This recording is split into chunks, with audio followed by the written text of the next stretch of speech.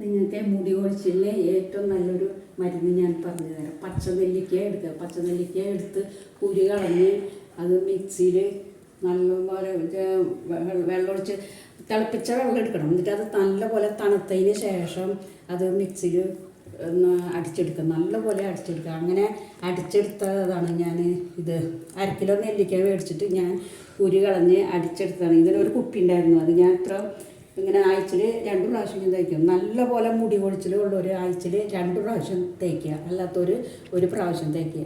എന്നിട്ട് ഇത് ഫ്രിഡ്ജിലെടുത്ത് വെച്ചാൽ മതി. ഇതിപ്പോൾ ഞാൻ മേടിച്ചിട്ട് കുറച്ച് നാളായി. എന്നിട്ട് ഫ്രിഡ്ജിലിരിക്കുമ്പോൾ അടി ഇങ്ങനെ ഒന്നും ഊറിയിരിക്കില്ല. അപ്പോൾ ഇങ്ങനെ ഒന്ന് കുറുക്കിയിട്ട് നിങ്ങൾ എടുത്തത് അത് തണുപ്പ് പോയതിന് ശേഷം നിങ്ങൾക്ക് ജലദോഷം പിടിക്കുന്നുള്ളൊരു തലയോട്ടിൽ ഒരു ലേശം വെളിച്ചെണ്ണ തേച്ചിട്ട് ഞാൻ ഇതിപ്പോൾ തണുപ്പ് പോകാനായിട്ട് ഞാൻ കുറച്ച് പകർത്തി ഞാൻ എടുത്ത് വെച്ചത്. അത് ഒന്നെങ്കിൽ ഒരു തുണി എടുത്തിട്ട് അല്ലെങ്കിൽ പഞ്ഞി എടുത്തിട്ട് ഇങ്ങനെ ഈ തലയോട്ടിൽ തേച്ച് കൊടുക്കുക. എന്നിട്ട് ഇത് ഇങ്ങനെ ഈ വകച്ചിക്കോടെ ഇങ്ങനെയൊക്കെ ഇങ്ങനെ തേച്ച് കൊടുത്താൽ മതി. ഇങ്ങനെ ഇതുപോലെ ഇങ്ങനെ എടുത്തിട്ട് ഇങ്ങനെ കംപ്ലീറ്റ് തേച്ച് കൊടുക്കുക. ഇങ്ങനെ അപ്പം മുടി കൊഴിച്ചിൽ നല്ലപോലെ മാറി കിട്ടും. എനിക്ക് ഇത് തേച്ചിട്ട് മുടി കൊഴിച്ചിൽ മാറി കിട്ടി. അതാണ് ഞാൻ ഇത് പറഞ്ഞു തന്നെ.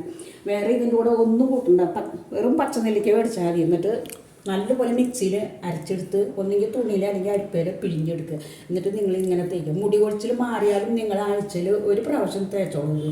അപ്പം മുടി ഇഷ്ടംപോലെ എനിക്ക് ഇത് തേച്ചപ്പോഴാണ് മുടി കൊഴിച്ചിൽ മാറി ഇത് കണ്ടു തുടങ്ങിയത്. ഇത് കണ്ടില്ലേ?